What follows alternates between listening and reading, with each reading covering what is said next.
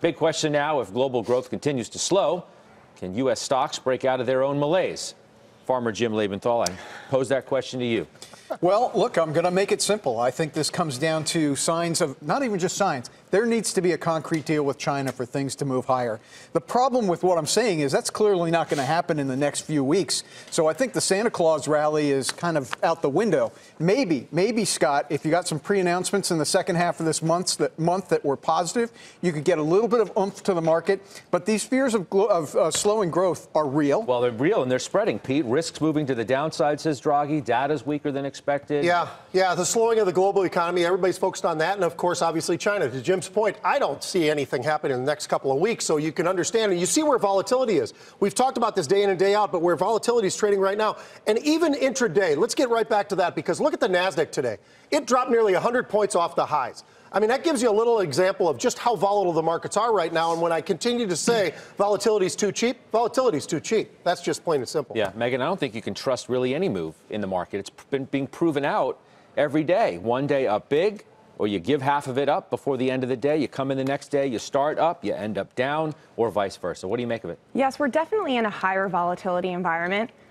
This is the first time central bank balance sheets have contracted in, I think, since 2013. So we're in a tightening liquidity environment.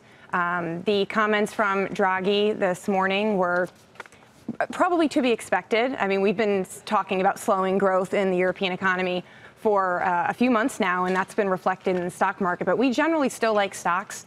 We think that the market is probably getting whipped around a little bit too much by the noise. But we actually think that the signal that we got from the last week in September, both the speech from Chair Powell at the Economic Club of New York, as well as the dinner with President Trump and President Xi on the sidelines of the G20 summit, we think those are indicative and important signals that could be pivotal and should lead stocks higher. Yeah. Steve, S&P's now lows of the day down 7 points or so. Just underscores sort of this box that the Fed may be in. It wants to do its own thing, but it has to take into consideration what's happening around the world, too.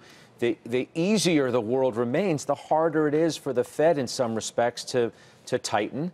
That becomes tightening even more. You've got your survey out, your All-America survey. Economic optimism's down. People still expect to spend a lot for the holidays, but things are going this way. I think they're definitely cooling off, but I'm sort of maintaining my idea that we're going to have slower growth, but not slow growth. And I also think the market's a little bit distracted with the marginal stuff.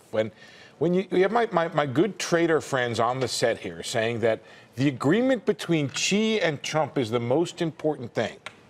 That's important than what's happening with the economy overall, than what's happening with the earnings outlook. And I think it's because we're out of earnings season. Cause and effect. No, but we're disassociate the two. We're out of earnings. Cause of trade, let me finish the effect economy. thought, which is that we're out of earnings season.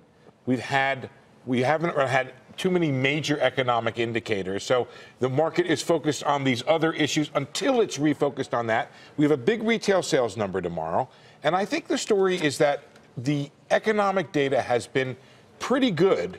And all of the concern is in the future, not in the current. Well, I wonder, data. what do you think is going to happen with that retail number? I don't know. Retail stocks are punk today. I wonder if it's a, bit of a tell that the number itself. I think when I look at the factors that influence spending, confidence, wages, employment, all those three things are in a pretty good place. I think Steve makes a good point here that whether it's a profit picture or an economic data point, everything looking backwards looks good. All the fears are going forward. You look at the third quarter earnings numbers. The point is, do things looking forward look as bad as people are starting to think? Maybe not. That's part of the point Steve's trying to make. Right? It's not looking back; it's looking forward. Well, here's the point I was going to make: is when you get into January, you get fourth quarter earnings, and then you might get some guidance that supports what you're saying. But until then, you're not getting much that's looking forward. Well, and it's all relative, right? As slowing growth from 3% to 2 to 2.5%, which is what we expect. That is not a recessionary environment, and 50% of the S&P 500 being in bear market territory is probably a little bit of overkill, if you will, in terms of the growth slowdown. We think we can still have strong and solid returns from equities with solid growth. That's a question we ask right off the top of the program. And 2 to 2.5% GDP growth is what we averaged in this expansion outside of this year. Weiss, can you have stocks go up in that slower growth environment? Well, here's how I look at it. We've had so much quantitative easing, right? So much sugar high for the last 10 years. And now it's being pulled back.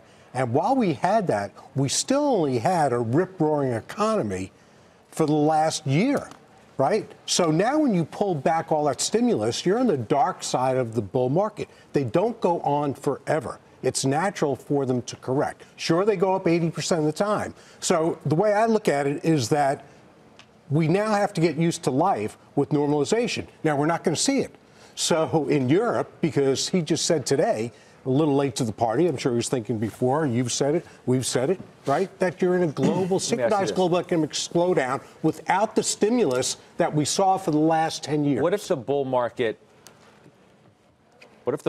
ended in January, the end of January, and we're slow to recognize it until now? You had that, maybe the blow off top was that outrageous move in January where the stocks just went parabolic. Doesn't mean, though, that we necessarily transition right into a bear market.